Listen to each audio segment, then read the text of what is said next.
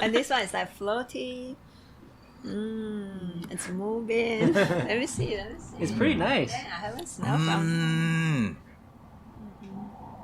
Very warm. Huh?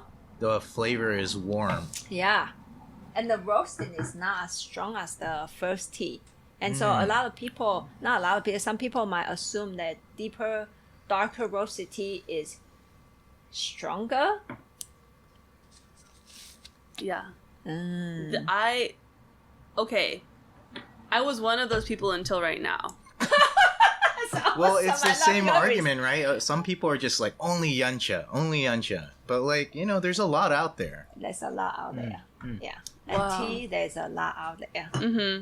Well, I just, in my brain, I'm like, well, the more roasted, the more strong it'll be. Okay, no, that I just had this, and that's completely false. So Cool. I love that. Thank you. Oh, good. I would say stronger roasting, maybe stronger in the taste. In a less specific taste profile. But with a tea like this, it's not as dark of a roast, and yet you feel like there's something more, and maybe the next cup will go deeper into it. Like what gives you that response? Yeah. Well, honestly, it could be that it was just there's more tea in there, or it was brewed a little longer than the first time this was brewed. But no, it's not. I'm sorry. No. Well, I don't know. I'm a scientist, so I think of every single variable Yeah. that it could be. So that I'm not saying you did it wrong. I think of every variable, and it could have been that, but it just tastes different to me, Yeah, totally. The variable is mostly before it comes out of the plant, Yeah. Yes. and then the processing between the raw leaf and then the finished half raw Yeah. leaf. Yeah. Unroasted tea. Absolutely. Yeah, and that sometimes I say tea can be scientific, and tea sometimes science cannot really measure it, because I'm not sure how people are going to measure the part of what I talked about before, the tea base. Well, Foundation, the tea foundation is that you can't really measure that. Yeah. I totally agree.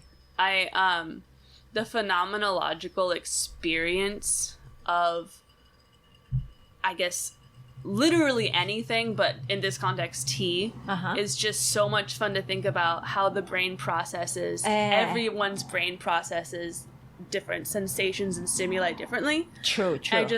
I love how diverse that is. Yeah, So, yeah. yeah. It's For me, it is also. I agree with you totally, 100% on how, because I have to tell you, Asians and Americans, when it comes to tea, their brain work very differently. And in a way, I'm in a very I would say lucky position to be able to witness this, and also to see how my own brain wire got changed a little bit, not completely into the American way, but it did change. I noticed that since I came here in 2001. I have been here for quite enough years, so it did in some way also change my wiring a little bit, and that's really fun. It's really interesting to see, like you say, human mind and how you like perceive this, everything so different. Yeah. And every day when I have customers come in, and just to watch how their response is is what an experience. Well, different cultures, that's why travel, I think, is so important. It is. To experience, I mean, like, even traveling within the United States, if you can't travel internationally, especially right now, but you learn so much. I grew up in Portland. And I just knew Portland, and I went to college in Ohio. Wow. And that was different. So it wasn't like going to Europe or going to Asia, but it was, I met people who were just different from me, and I really enjoyed that. Yeah, Totally. So much fun. Do you find that you talk to people in Taiwan about like how Americans talk about tea, like notes and like recite how many things they smell and taste? I would tell them that, but they don't say more. Yeah. They're just like, oh, okay. Because we are different. Yeah. You know, like our culture is so much about like, I smell this and this and this and that and taste this and this and this and that. And then sometimes I notice that too, like there will be some tea that is maybe like your danchong, like there's such a clear, distinct peach smell, right? And you cannot help it with that. Whoa, that's peachy.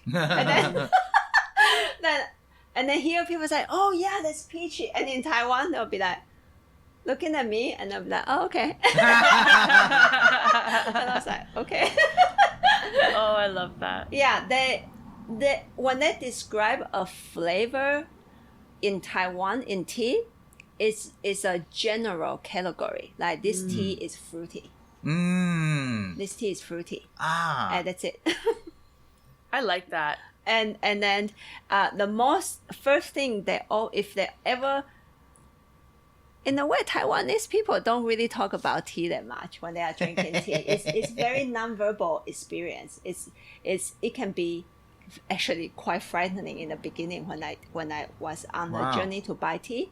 But I noticed one thing they talk about a lot is they take a sip.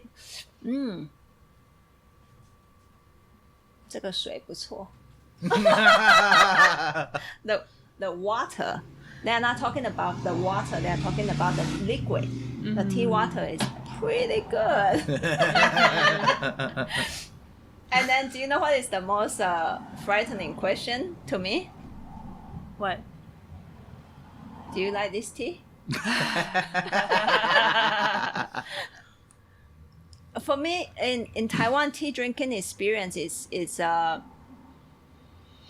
the same. It's a dance. That's why first tea, I'm also trying to connect and figure it out. And there also, because if I show up there in a tea place, I want to buy tea. But I'm a stranger, so they have to figure me out. Right? They have to figure me out so that they can bring out things accordingly. And for me, that was one of the most beautiful human dance can have. Almost very non-verbal. Do you like this tea? I almost want to finish up with a wink.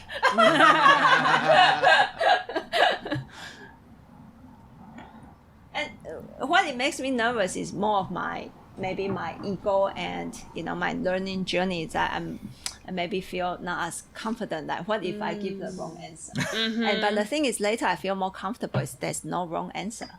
What if I really did not like it? So what? I'll tell them. Oh, it is really fruity.